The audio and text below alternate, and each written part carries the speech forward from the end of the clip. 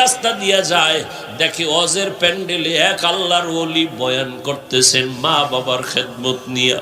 হঠাৎ ঠান্ডা সইনা যুবক দাঁড়ায় গেল। দাঁড়াইয়া কিছুক্ষণ বয়ান শুনিয়া দেখে মজা বাড়তেছে, হুন্ডাটার থেকে নাইমা গেল, তালা দিয়া প্যান্ডেলের পিছনে বসলো। আল্লাহর ওলি এমন মা বাবার বয়ান শুরু করলেন, ওই যুবকটা এক পর্যায়ে কান্না করতে করতে মাটিতে গড়াগড়ি খাওয়া শুরু করলো। ওর চিল্লানো দেখা ময়দানের মানুষ আর সহ্য হয়ে গেল। এমন কান্না কেউ থামাইতেও পারে না, এত কান্নার আওয়াজ মনে হয় জানো আসমানের মালিক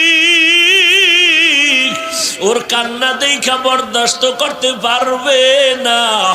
এত কান্নার আওয়াজ, আল্লাহর ওলির নজর ভইরা গেছে।